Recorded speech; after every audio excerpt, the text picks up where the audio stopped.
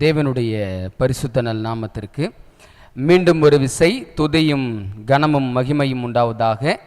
இந்த அற்புதமான ஓய்வு நாளின் ஆரம்ப ஆராதனையிலே தேவ சமூகத்தில் தேவனை தொழும்படியாக வந்திருக்கிற நாம் யாவர் மீதும் பரலோகத்தின் பரிசுத்த ஆவியானுடைய கிருபை இருப்பதாக.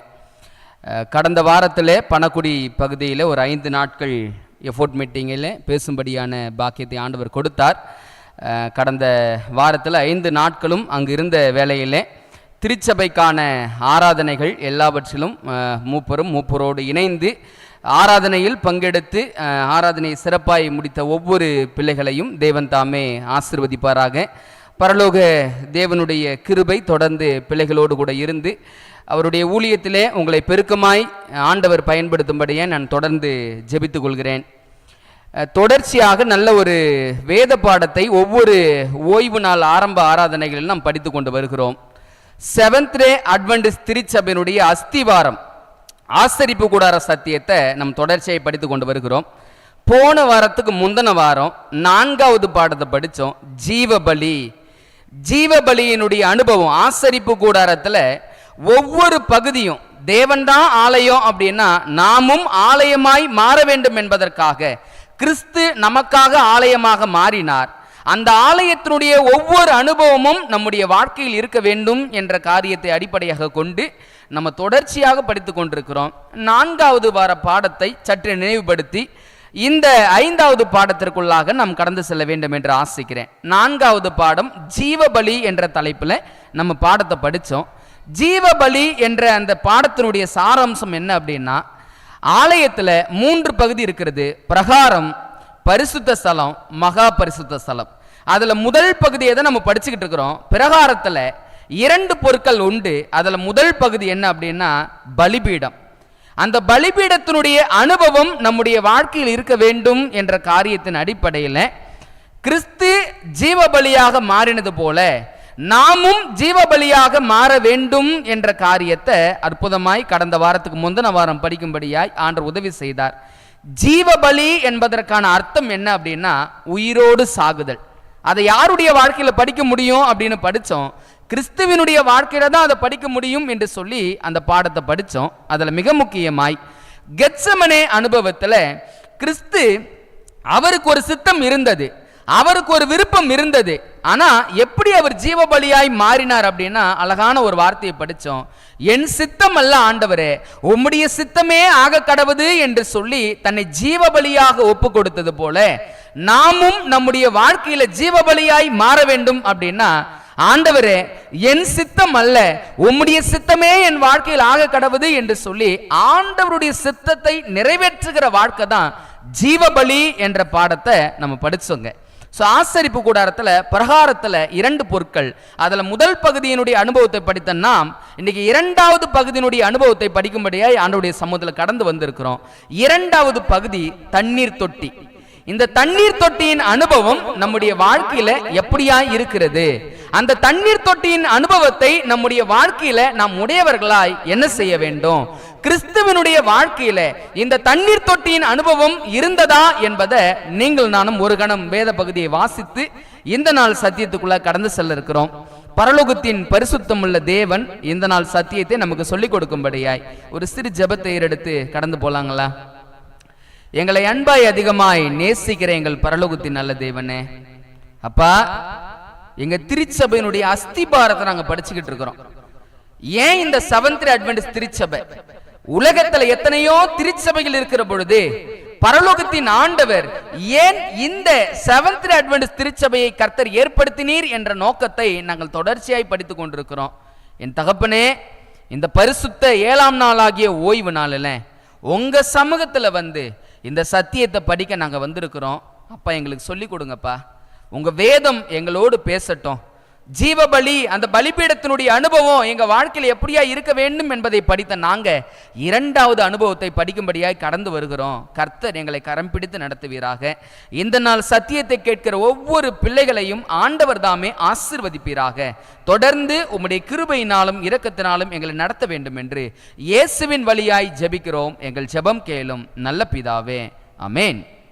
சரிங்க, இந்த பலிபீடத்தின் அனுபவத்தை படித்த நாம் 2வது அனுபவம் தண்ணீர் தொட்டியின் அனுபவம்.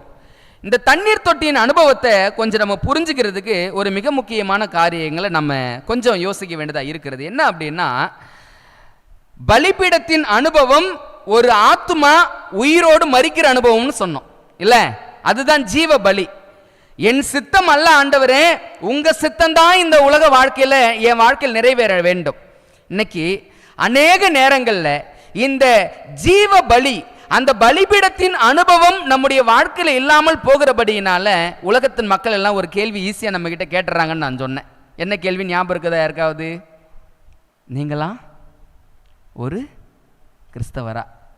ஏன் அந்த கேள்வியை கேட்குறாங்க அப்படின்னா, கிறிஸ்தவர்கள் என்றாலே அவங்க மனதில் ஒரு விதமான காரியத்தை வைத்திருக்கிறாங்க. கிறிஸ்தவர்கள் அப்படின்னா இந்த குணநலம் அவர்களோடு இருக்கும் என்பதை உலகம் பார்த்து கொண்டே இருக்கிறது. இப்ப அந்த பேர்ல உடைய நம்ம கிட்ட அந்த குணங்கள் காணப்படாத போது அவங்க அந்த கேள்வி ஈஸியா கொண்டு வந்துடுறாங்க. அதனாலதான் ஆண்டவர் சொன்னாரு, நீ ஆலயமா மாறணுமா, ஆலயத்துக்கு வந்து போகிற நீ வெறுமையாய் வந்து போக கூடாது. நீ ஏன் ஆலயத்துக்கு வரணும் அப்படின்னா, நீ ஆலயமாய் மாறுவதற்காக தான் ஆலயத்துக்கு வரணும். அப்ப ஆலயமாய் மாறணும் அப்படின்னா அதுல முதல் பகுதிப்பா, அந்த முதல் பகுதி பலிபீடம், அந்த உயிரோடு மரிக்கிற அனுபவத்துக்குள்ள நீ வந்துடணும் அப்படின்னு சொல்லி முதல் அனுபவத்தை கொடுத்த ஆண்டவர் இரண்டாவது அனுபவத்தை வராரு. அந்த இரண்டாவது அனுபவத்தை யோசித்து பாருங்க. பலிபீடத்துல ஒருத்தன் மரிச்சிட்டான். இப்ப மரித்தவனை என்ன செய்யணுங்க? மரித்தவர்கள் என்ன செய்வாங்க? அடக்கம் பண்ணுவாங்கல்ல. இப்ப பலிபீடத்தில் மரித்த ஒரு மனிதனை இரண்டாவது ஒரு பகுதிக்குள்ள ஆண்டவர் கொண்டு வராரு. அந்த இரண்டாவது பகுதி என்ன அப்படின்னா தண்ணீர் தொட்டியின் அனுபவம். அந்த தண்ணீர் தொட்டியின் அனுபவம் எப்படிப்பட்ட அனுபவம் அப்படின்னா, அங்கிருந்து மனுஷனை கொண்டு வந்து மரிக்க வைக்கிற அனுபவம் தண்ணீர் தொட்டியில கிடையாது. தண்ணீர் தொட்டியின் அனுபவம் என்ன அப்படின்னா அடக்கம் பண்ணப்படுகிற அனுபவம், அவ்வளவுதான். அடக்கம் பண்ணப்படுகிற அனுபவம் தான் எங்க கிடைக்கும் அப்படின்னா தண்ணீர் தொட்டியில கிடைக்கும். ஆனா இன்னைக்கு உலகத்தின் வழக்கம், அநேக திருச்சபையினுடைய வழக்கம், நீங்க சிந்திச்சு பாருங்களேன், மனுஷனை எங்க வந்து மரிக்க வைக்கிறோம்? தண்ணீர் தொட்டியில. நான் பல நேரங்கள் அதை யோசிப்பது உண்டு. நீங்களும் அது சரியா என்பதை கொஞ்சம் நிதானிச்சு பாருங்க. ஏன் மனுஷன் ஞான ஸ்நானம் எடுத்த போதும் கூட, அந்த ஞான முழுக்கை தன் வாழ்க்கையில் எடுத்த போது கூட, ஏன் முன்பு இருந்த சுபாவம் வெளிப்படுகிறது, முன்பு இருந்த குணம் ஏன் திரும்பவும் வெளிப்படுகிறது என்பதை நான் பல நாட்கள் யோசித்தது உண்டு. காரணம் என்ன தெரியுங்களா? பலிபீடத்தில் ஒருத்தன் மரிச்சிருக்கணும், மரித்த மனிதனை கொண்டு வந்து தண்ணியில் அடக்கம் பண்ணணும். ஆனா இன்னைக்கு நம்ம என்ன செய்யறோம் அப்படின்னா பலிபீடத்தை விட்டுறோம், டைரக்டா எங்க கொண்டு வந்து மரிக்க வைக்கிறோம்?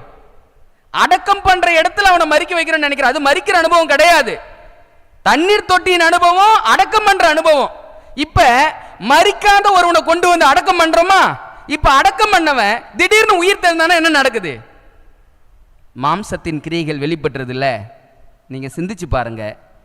தண்ணீர் தொட்டியின் அனுபவம் என்பது சாகடிக்கிற அனுபவம் அங்க இல்ல. அங்க என்ன அனுபவம் தான் அப்படின்னா அடக்கம் பண்ணுகிற அனுபவம் தான் இருக்கும். அங்க அடக்கம் மட்டும்தான் செய்யப்படும். அடக்கம் பண்ணப்பட்டவன் மறுஜென்மத்தோடு எழும்புகிற அனுபவம் மட்டும்தான் தண்ணீர் தொட்டிக்கு உண்டு.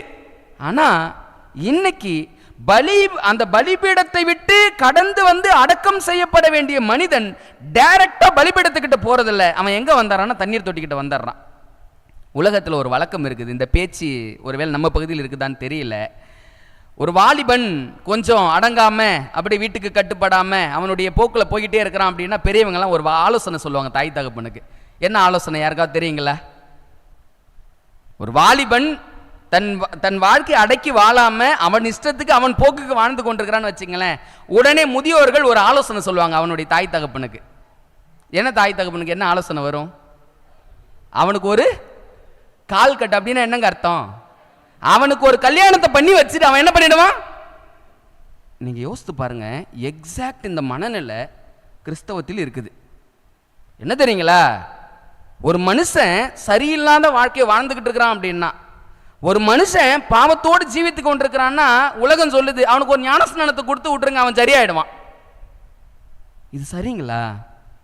ஆண்டவர் சொல்றாரு, பலிபீடத்தில் மரிக்காத எந்த ஒரு மனிதனும் தண்ணீர் தொட்டியில் வந்து மரிக்கவே முடியாது. அந்த அனுபவத்தை ஆண்டவர் அங்கே கொடுக்கறதே இல்லை. மரிச்சவனை தான் தண்ணீர் தொட்டியில் அடக்கம் பண்ணணும். மரிக்காத ஒரு மனிதனை தண்ணீர் தொட்டியில கொண்டு வந்து நம்ம முக்கும் போது என்ன நடக்குது அப்படின்னா, அவனை அடக்கம் செய்யறோம். அவனுக்கு திடீர்னு மாம்ச சுபாவம் எந்த நேரத்தில் வெளிப்படுனே தெரியல, வெளிப்பட்டுருது. அந்த மாம்சத்தின் சுபாவத்தின் காரணத்தினால அவன் தேவனுடைய நாமமும் தூஷிக்கப்படுகிறது. ஆண்டவர் சொல்றாரு, பா நீ தண்ணீர் தொட்டியின் அனுபவத்துக்குள்ள வரணும் அப்படின்னா ஃபர்ஸ்ட் எந்த அனுபவம் உங்ககிட்ட இருக்கணும்? பலிபீடத்தின் அனுபவம் இருக்கணும்பா. ஒரு மனுஷன் பலி ஆகாம, ஒரு மனுஷன் ஜீவனோடு சாகாம, ஒரு மனுஷன் அவனுடைய சித்தத்தை ஒழிக்காம அவன் ஞானஸ்நான தொட்டிக்குள்ள டைரக்டா இறங்கும் போது எந்த மனிதனாலும் மனம் மாற்றமோ குணம் மாற்றமோ ஒரு நாளும் பெற முடியாது. அப்ப நல்ல கவனமா புரிஞ்சுக்கணும். ஆண்டவர் நம்ம இடத்துல எதிர்பார்க்கறது என்ன அப்படின்னா, பலிபீடத்துல மரிச்சவனை தான் கொண்டு வந்து தண்ணீர் தொட்டியில அடக்கம் பண்ணணும். தண்ணீர் தொட்டியில வந்து ஒரு மனுஷனை சாகடிக்கலாம் அப்படின்னா முடியாது. அது அங்க வேலை செய்யவே செய்யாது. மரிச்சவனை கொண்டு வந்து அடக்கம் செய்யப்படுகிற அனுபவம் தான் தண்ணீர் தொட்டியின் அனுபவம். இப்ப இந்த தண்ணீர் தொட்டியின் அனுபவத்தை வேதம் ஒரு அழகான வார்த்தையை கொண்டு பேசுகிறது. ரொம்ப கவனத்தோடு கவனிப்போம். வாசிப்போம் அந்த வசனத்தை பாருங்களேன். தீத்து 3வது அதிகாரம் 5வது வாக்கியம். இந்த தண்ணீர் தொட்டியின் அனுபவத்துக்கு அழகான ஒரு வார்த்தை வேதம் கொடுக்குது பாருங்களேன். என்ன வார்த்தை? நாம் செய்த நீதியின் கிரியைகளின் நிமித்தம் அவர் நம்மை ரட்சியாமல் தமது இரக்கத்தின்படியே மறு ஜென்ம முழுக்கினாலும் பரிசுத்த ஆவியினுடைய புதிதாக்குதலினாலும் நம்மை ரட்சித்தார். வசனம் அந்த தண்ணீர் தொட்டியின் அனுபவத்துக்கு ஒரு வார்த்தையும் ஒரு பேரையும் கொடுக்குது. அந்த வார்த்தை, அந்த பேர் என்ன அப்படின்னா மறு ஜென்ம முழுக்கு. அது என்னங்க மறு ஜென்ம முழுக்கு? மறு ஜென்ம முழுக்கு அப்படின்னா என்ன அர்த்தம்? பழைய மனுஷன் செத்து போயிட்டான்னு அர்த்தம். இந்த உலகத்தில் ஒரு நம்பிக்கை உண்டு. சில நேரங்களில் பெரியவங்க சொல்லி நான் கேட்டிருக்கிறேன், 7 ஜென்மத்திலும் அப்படின்னு சொல்லுவாங்க. இந்த உலகம் எத்தனை ஜென்மம் இருக்குது நம்புது? 7 ஜென்மங்கள் இருக்கிறது அப்படின்னு நம்பிக்கிட்டு இருக்கிறாங்க. ஆனா வேதம் தெளிவாய் சொல்கிறது. இங்க வேத வசனத்தை வாசிக்கிறோம். மனுஷனுக்கு ஒரு வாழ்க்கை தான். அந்த ஒரு வாழ்க்கையில அவன் மறுஜென்ம வாழ்க்கைக்குள்ளுடைய அனுபவத்துக்குள்ள அவன் கடந்து வர வேண்டும். அந்த மறுஜென்ம அந்த அனுபவத்தை கொடுக்கிற பகுதி எது அப்படின்னா தண்ணீர் தொட்டியின் அனுபவம். இப்ப அந்த மறுஜென்மத்தை யார் தான் எடுக்க முடியும் அப்படின்னா, யார் ஒரு மனிதன் மரித்து இருக்கிறானோ அவன் தான் மறுஜென்மத்தை எடுக்க முடியும். இன்னைக்கு இந்த தண்ணீர் தொட்டியின் அனுபவம் நம்ம அநேகருடைய வாழ்க்கையில எப்படியாய் காணப்படுகிறது? உண்மையாகவே நம்ம திருச்சபையில் சிறிய பிள்ளைகளை தவிர்த்து எல்லோருமே இந்த ஞான முழுக்கு என்ற ஒரு அனுபவத்தை கடந்து தான் வந்திருப்போம். இந்த அனுபவத்தை கடக்காத நபர்கள் யாருமே இருக்க முடியாது. ஆனால் கேள்வி, ஆவியானவர் வைக்கிற ஒரே ஒரு கேள்வி, நீ இந்த ஞானஸ்நான அனுபவம், நீ இந்த தண்ணீர் தொட்டியின் அனுபவத்துக்குள்ள கடந்து வந்திருந்த அப்படின்னா நீ போன ஜென்மம், போன பழைய வாழ்க்கை எப்படி வேணாலும் நீ வாழ்ந்திருக்கலாம்பா. ஆனா நீ தண்ணீர் தொட்டிக்குள்ள இறங்கி ஏறும் போது உங்ககிட்ட மறுஜென்ம அந்த முழுக்கிற்கான அனுபவம் உங்ககிட்ட இருக்கணுமே. பழையவைகள் ஒழிந்து புதியவைகளாய் மாறின என்ற கோட்பாடின் அடிப்படையில் நீ புது மனுஷனா மாறி இருக்கணுமே. அப்ப நீ புது மனுஷனா மாறவில்லை அப்படின்னா என்ன அர்த்தத்தை ஆண்டவர் சொல்றாருன்னா, நீ இன்னும் மரிக்கவே இல்லை. மரிக்காத ஒரு மனிதனை நம்ம தண்ணீர் தொட்டிக்குள்ள கொண்டு வந்து முக்குறோம். அவன் ஒருபோதும் தண்ணீர் தொட்டியின் அனுபவத்துக்குள்ள சாகவே முடியாது. ஆண்டவர் ஏன் நம்ம ஆலயத்தினுடைய பிரகாரத்தில் 2 பொருட்களாய் நீங்கள் நானும் மாறவில்லை என்பதை சொல்லி கொடுக்கிறாரு. பலிபீடமாய் மாறாத ஒரு மனிதனால தண்ணீர் தொட்டியின் அனுபவத்துக்குள்ள ஒருபோதும் கடந்து வரவே முடியாது. இப்ப அந்த மறுஜென்ம முழுக்குன்னு சொன்னாங்கல்ல, அந்த மறுஜென்ம முழுக்கு, அந்த அனுபவம் உங்களுடைய வாழ்க்கையிலும் என்னுடைய வாழ்க்கையிலும் எப்படியாய் கிடைக்கிறது என்பதை ஆண்டவர் ஒரு அற்புதமான வசனத்தின் மூலமா நமக்கு சொல்லிக் கொடுக்கிறாரு. ரொம்ப கவனத்தோடு கவனிப்போம். 1 பேதுருவின் புத்தகம் 1வது அதிகாரம் 21லிருந்து 23 வரைக்கும் வாசிக்க போறோம். அந்த மறுஜென்ம முழுக்கு, அந்த அனுபவம் எப்படி ஒரு மனிதனுக்கு கிடைக்குதுன்னு பாருங்களேன். 1 பேதுரு 1வது அதிகாரம் 21லிருந்து 23 வரைக்கும். நம்பிக்கையும்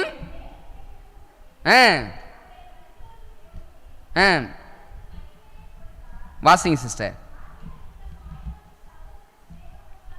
ஆகையால் நீங்கள் மாயமற்ற சகோதர சிநேகமுள்ளவர்களாகும்படி ஆவியினாலே சத்தியத்திற்கு கீழ்ப்படிந்து உங்கள் ஆத்துமாக்களை சுத்தமாக்கி கொண்டவர்களாய் இருக்கிறபடியால் சுத்த இருதயத்தோடே ஒருவரில் ஒருவர் ஊக்கமாய் அன்பு கூறுங்கள்.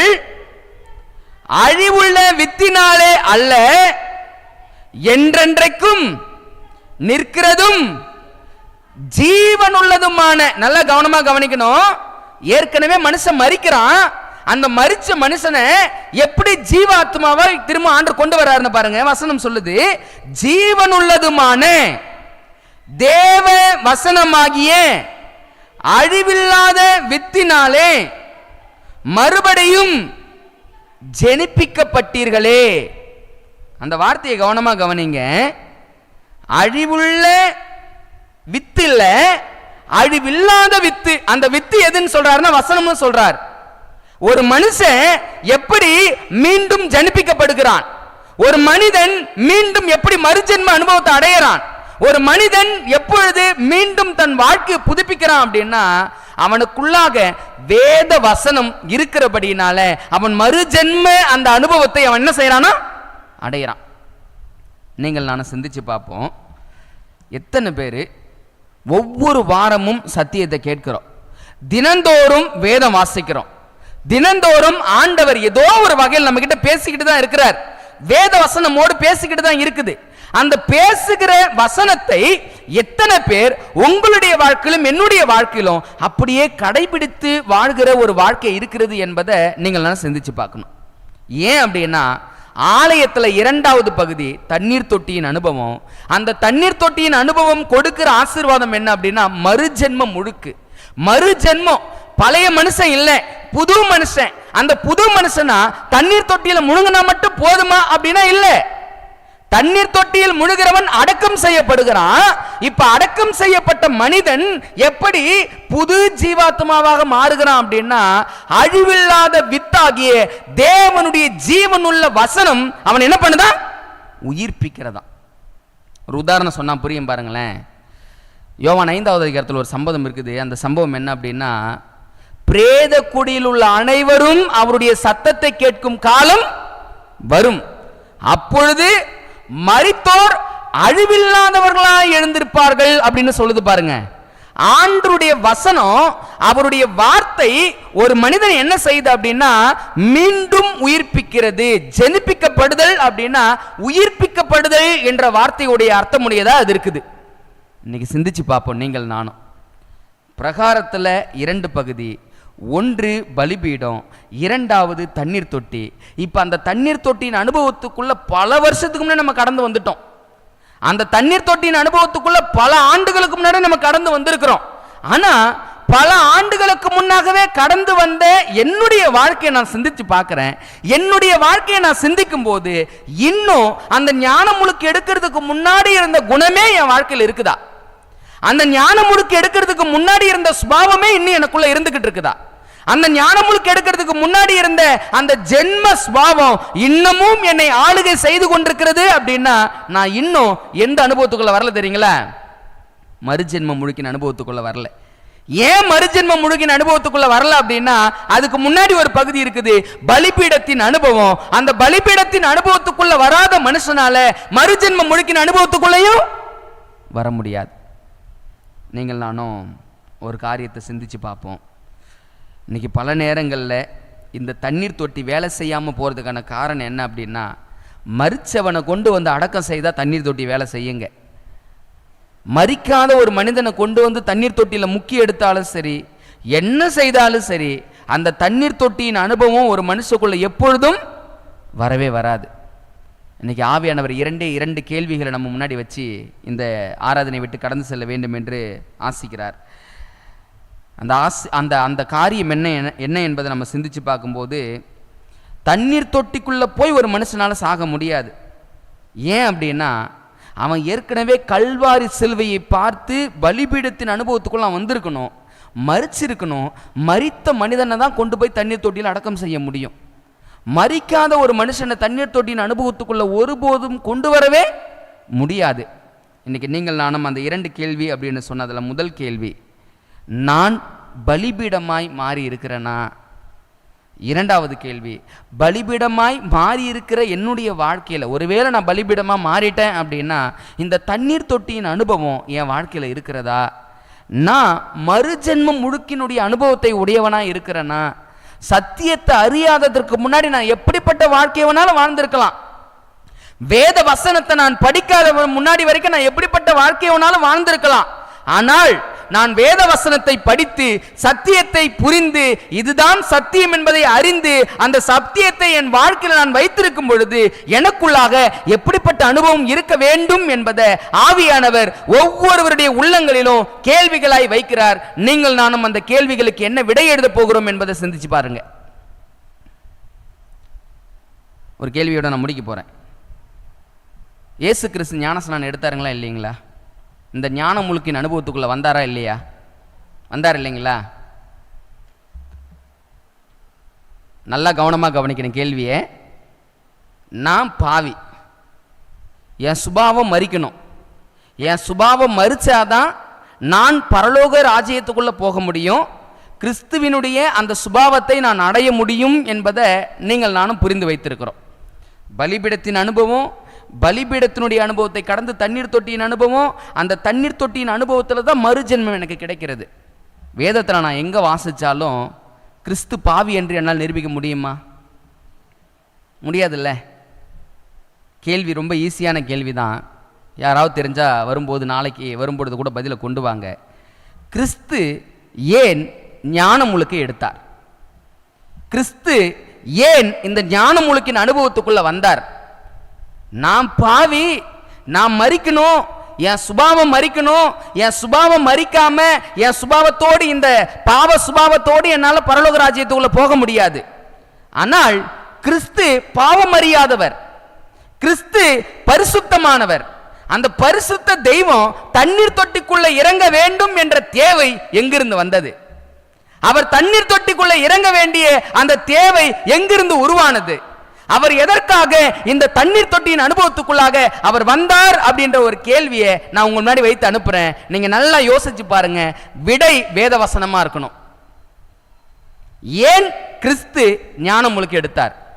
இந்த ஞானஸ்நான அனுபவம், இந்த ஞான முழுக்கின் அனுபவம் ஏன் கிறிஸ்துவுக்கு தேவைப்பட்டது என்பதை நீங்கள் நானும் சிந்திச்சு பார்க்கணும். அன்பானவர்களே, ஆலயமா நீங்களும் நானும் மாறாம ஒருபோதும் ஆண்டவருடைய ராஜ்யத்துக்குள்ள பிரவேசிக்கவே முடியாது. அந்த ஜீவ பலியினுடைய முதலாவது அனுபவம் நம்ம வாழ்க்கையில் இருக்குதான்னு யோசித்து பாருங்க. நான் பலிபீடமாக மாறிட்டேன்னா, எல்லாருமே உண்மையாகவே தண்ணீர் தொட்டியில் அடக்கம் பண்ணப்பட்டவங்க தான். அங்கே யாரும் அடக்கம் பண்ணப்படாதவர்கள் யாருமே இல்லை. ஆனால் கேள்வி, மரித்து என்னை கொண்டு போய் அடக்கம் அல்லது மரிக்காமல் என்னை கொண்டு போய் அடக்கம் பண்ணியிருக்கிறார்களா என்பதை நீங்கள் நானும் பார்க்கணும். ஏன் அப்படின்னா, மரித்த மனுஷனை அடக்கம் செய்தாதான் அவனுக்கு மறுஜென்மத்தினுடைய அந்த அனுபவம் கிடைக்கும். மரிக்காத ஒரு மனுஷனை கொண்டு போய் தண்ணீர் தொட்டியில் முக்கிட்டோம் அப்படின்னா அந்த மறுஜென்மத்தினுடைய அந்த அனுபவம் அவனுக்கு கிடைக்கவே கிடைக்காது. நம்முடைய திருச்சபையில் ஒரு ஸ்பெஷல் டாக்டரின் இருக்குது. அந்த ஸ்பெஷல் டாக்டரின் என்ன தெரியுங்களா? இரண்டாவது ஞானஸ்நானம். தெரியுங்களா? ஏன் அந்த இரண்டாவது ஞானஸ்நானம்? ஏற்கனவே ஒரு முறை ஞான முழுக்கு எடுத்துட்டாங்க, திரும்ப அவங்க ஞான முழுக்கு எடுக்கலாமா அப்படின்ற ஒரு கேள்வி இருக்குது இல்லைங்களா? அந்த கேள்விக்கான விடை என்ன தெரியுங்களா? எடுக்கலாம். ஏன் தெரியுங்களா? பல நேரங்களில் நீங்கள் நானும் ஜீவ பலியாய் பலிபீடத்தினுடைய அனுபவம் இல்லாமல் எங்கே இறங்கிட்டு இருப்போம்? தண்ணீர் தொட்டிக்குள்ளே இறங்கிட்டு இருப்போம். ஆண்டவர் அவருடைய ஜீவனாகிய அந்த அழிவில்லாத வித்தாகிய வசனத்தை கொண்டு உங்களையும் என்னையும் அவர் சீர்படுத்துகிற பொழுது நம்ம மனசுக்குள்ளே என்ன வரும்? தகப்பனே, அறியாத காலத்தில் நான் உங்களுக்காக ஒப்பு கொடுத்துட்டேன்பா, அது உண்மையான ஒப்பு கொடுத்தல் இல்லை என்பதை என் மனசு புரிஞ்சிடுச்சுப்பா. நான் மீண்டும் என்னை ஒப்பு கொடுக்க ஆசைப்படுறேன், என்னை ஏற்றுக்கொள்வீங்களா தெய்வமே அப்படின்னு சொல்லி நம்ம யாராவது ஆண்டவர் சமூகத்தில் ஒப்படைப்போம் அப்படின்னா நிச்சயமாகவே நம்ம ஏற்றுக்கொள்வதற்கு தேவன் எப்பொழுதும் ஆவல் உள்ளவராக இருக்கிறார். இன்னைக்கு அட்வென்ட் உலகத்தில் ஒரு காரியம் தொடர்ந்து ஓடிக்கிட்டே இருக்குது. என்ன தெரியுங்களா? ஒரு பெரிய காரியம் ஓடிக்கிட்டு இருக்குது. எந்த யூடியூப் சேனல் எடுத்தாலும் அந்த விஷயம் தான் போயிட்டு இருக்குது.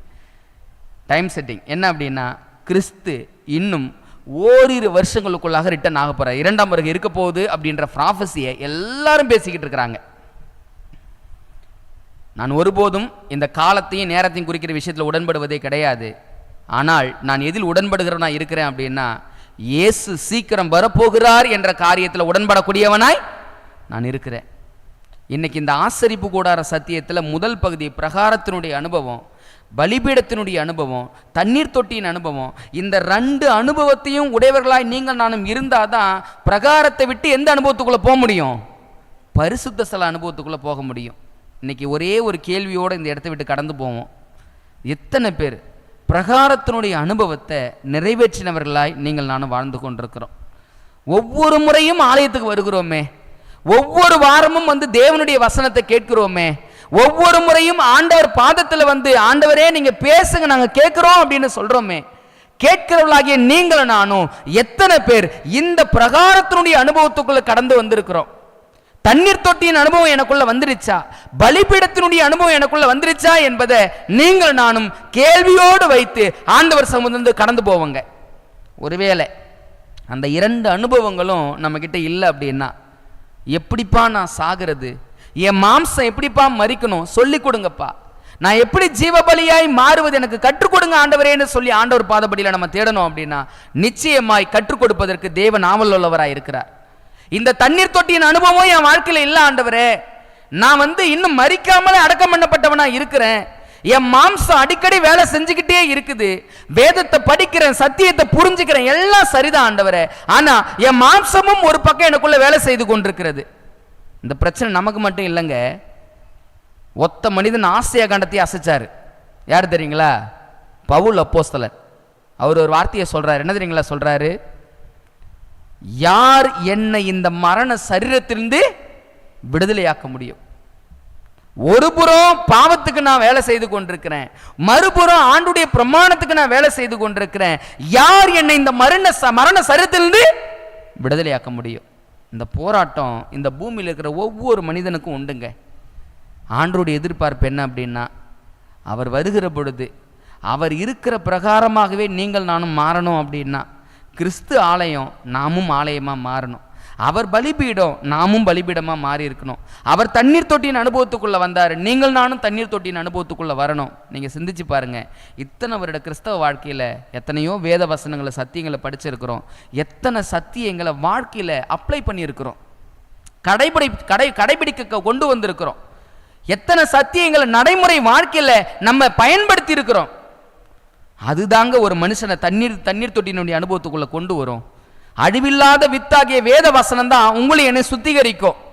கேட்கிற சத்தியங்கள்லாம் கேட்டு இங்கேயே விட்டுட்டு போயிடுறோமா, இல்ல அதை கொண்டு போய் வீட்டில் உட்காந்து ஜெபம் பண்ணி, ஆண்டவரே இந்த சத்தியத்தை எனக்காக பேசியிருக்கிறீங்க, இந்த சத்தியத்தை எப்படிப்பா என் வாழ்க்கையில் நான் கடைபிடிக்கிறது?